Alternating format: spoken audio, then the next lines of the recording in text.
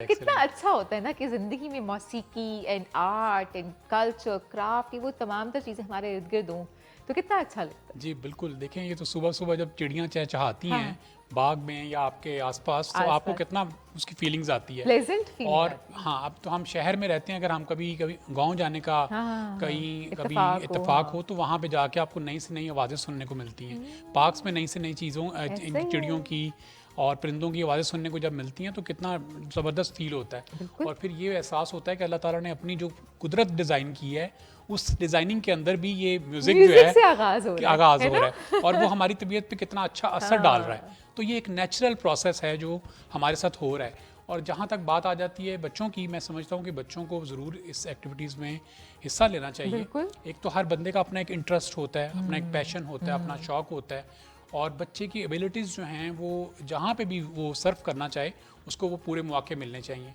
सही। हालिया एक फ़ॉरेन ट्रिप पे था तो वहाँ तकरीबन हर 1 किलोमीटर के अंदर 3-3 म्यूज़िक स्कूल्स थे।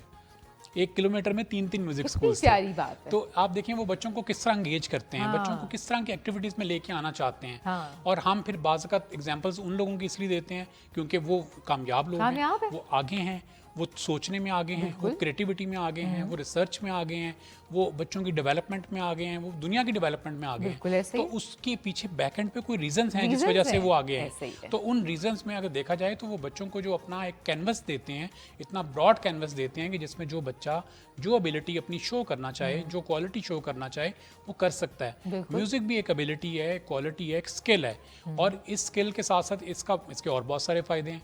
इसका आपकी सेहत पे बड़ा अच्छा असर है। इसका बिल्कुल। आप देखें, आप जैसे कह रही आई एम हैं फीलिंग आप सो प्लेजेंट। मैंने आपको देखा, मुझे लगा आज आप बहुत खुश हैं। तो आपकी फीलिंग्स चेंज हो जाती हाँ, हैं, आपकी सोच चेंज हो जाती ऐसे है, ही। आपका सोचने का अंदाज़ चेंज हो जाता है। तो ये तो यू फील रिलैक्स जी, एक्चुअली। और जी, जी, आजकल जी, के यू आर राइट। बच्चों के तो चैलेंजेस भी बहुत ज़्यादा हैं। उनके पास सोशल मीडिया है, उनके पास एक इतनी बड़ी सोसाइटी है जिसके जिसके असर पीयर प्रेशर उनके पास बहुत ज़्यादा है, सोशल मीडिया का प्रेशर बहुत ज़्यादा है। उन पे हमारे जैसे पेरेंट्स का या हमारे से पिछली जनरेशन के हम तो फिर थोड़े सुधर गए हैं। हमारे से पिछली जो जनरेशन थी, इतने नंबर ना आए तो तुम तो फेलियर हो। जी, तो जी, ये जी, जी। इस किस्म के प्रेशर्स बहुत ज़्यादा है इन बच्चों के ऊपर। तो इन प्रेशर्स को ज़ाहिर है फिर वो एग्रेशन के तौर पे सड़कों पे निकलता है, वो लॉ वायलेशन की सूरत में निकलता है, वो बहुत सारी ऐसी जगहों पे निकलता है जहाँ नहीं निकलना चाहिए। सो कैसे फिर आपने अपने बिहेवियर्स को चैनलाइज़ करना है कि okay this is the right way to सारा यहाँ निकाल दो? देखिए, ये जो म्यूज़िक है, मैं इसको ना एक क्रिएटिविटी का एक फ़न कहता हूँ कि अगर जो बच्चे के अंदर क्रिएटिविटी है, वो सबसे पहले म्यूज़िक की तरफ आएगा। और जो क्रिएटिविटी है वो इंसान के अंदर बहुत सारी चीज़ों को और डेवलपमेंट करती है। और ये वो डेवलपमेंट है जो ऑटो ऑटो पे चली जाती है। हाँ, ये जानबूझ के नहीं आप करते या लिख हाँ, के नहीं करते हाँ। आप। ये खुद ब खुद आपका ब्रेन जो है उसको कैलकुलेट कर रहा होता है और कुछ ना कुछ नए आइडियाज़ आपको दे रहा होता है। एक और बड़ी रिसर्च शामिल है इसके अंदर। कहा यह जाता है कि जब बच्चा बोर हो रहा होता है ना, तो वो उसकी क्रिएटिविटी का बेस्ट टाइम होता है। है ना? कि बच्चे को बोर वो होने दें। बोर होने दें उसको। वो हाँ, बोर होगा, उसके पास कुछ ना करने को कुछ होगा, तो हाँ। वो सोचेगा। फिर वो सोचेगा तो कि फिर अब वो कोई मैंने क्या क्रिएटिविटी करना है। करेगा। ऐसे तो ही ये है। जो बोर्डिंग टाइम है और उसके बाद जो सेकंड जो मोस्ट इंपॉर्टेंट है वो हाँ, म्यूजिक है। जब बच्चा हाँ। म्यूजिक प्ले कर रहा होता है तो वो सबसे अच्छी क्रिएटिविटी कर सकता है। बिल्कुल उसमें या उसका उसका ज़हन के अंदर वो आइडियाज़ आ सकते हैं, हाँ। जो आइडियाज़ उसको फारिग वक्त में बैठे हुए नहीं और आते। जिस तरह हम और कॉग्निटिव एबिलिटीज की यस, बात कर रहे थे, आपके हैंड मूवमेंट, आपका ब्रेन, आपकी हर चीज इकट्ठी चल रही है जी यानी आप बिल्कुल, अंदर से भी बिल्कुल, इनर बिल्कुल, भी बिल्कुल। आप रिलैक्स हो रहे आपकी हैं। फाइन मोटर स्किल्स जो हैं वो एक दूसरे को कर रही हैं, आपकी hand and eye coordination, yes, ये तमाम चीज़ें बच्चों की आने वाली लाइफ में या उनके जितने आगे प्रोसेसेस आने हैं उसको उसमें बड़ी सपोर्ट डिसीजन करते हैं। मेकिंग में जी, डिसीजन मेकिंग डिसीजन में मेकिंग बिल्कुल, में बड़ा यू आर राइट, बेहतरीन का। और यू आर सिर्फ it's right. Not just music, any form of art I believe. थोड़ी सी हॉबी, पेंटिंग कर लेना, या I mean I do paintings. मैंने भी परसों एक्सीलेंट, तरसों एक्सीलेंट। अपनी एक छोटी सी पेंटिंग की और पेंटिंग की वीडियो मैंने ना उसको बना के सोचा, people were amazed you can do it. I always do it. तो क्यों ना इसको आप एज अ हॉबी साथ लेके चले रहो। मैंने सोचा कि अच्छा पूरा घर ही सजा देती हूँ। फिर इतनी मुझे इंस्पिरेशन, इतना मुझे मोटिवेशन मिली, सबने कहा बनाओ बनाओ।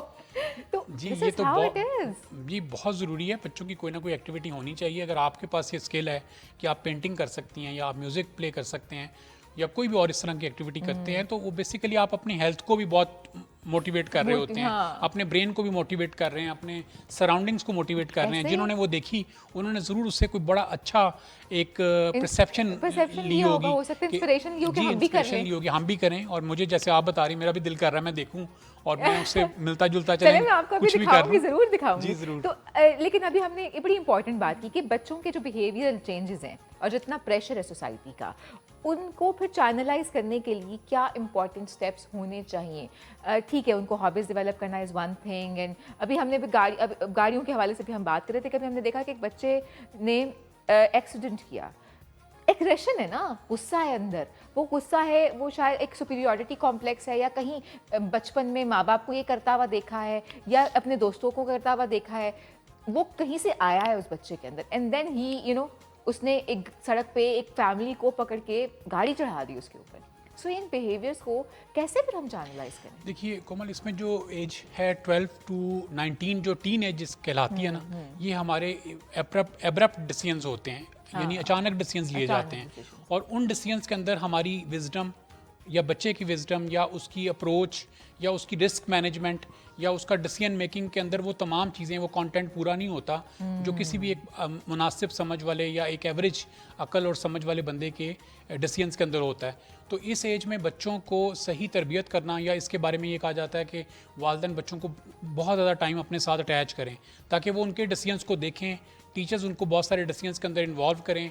जैसे कि पहले भी कई दफ़ा बात हुई कि जो एट द एज ऑफ 14 हमारा ये मज़हब कहता है कि अपने बच्चों को अपना एडवाइज़र लगा लें। जी, आप बिल्कुल, हर बिल्कुल। मामले में उनसे मशावरत करें, हर चीज़ पे उनकी राय ली जाए, और जब आप उनसे राय लेते हैं तो वो अपनी इंपॉर्टेंस भी फील करते हैं और अपनी राय देने के बाद वो अपने अंदर मेच्योरिटी डेवलप करते हैं। क्योंकि जो उनकी राय आती है उसमें अगर आप थोड़ी सी करेक्शन कर दें या उनको उससे बेहतर राय दे दें तो वो उससे मेच्योरिटी हासिल करते हैं, Maturity हासिल करते हैं, सीखते जी हैं। सीखते हैं, बेहतर होते हैं। तो ये जो आपने जो किस्सा बताया ना, जो एक एक्सीडेंटल हुआ, वो बिल्कुल उसमें एग्रेशन था।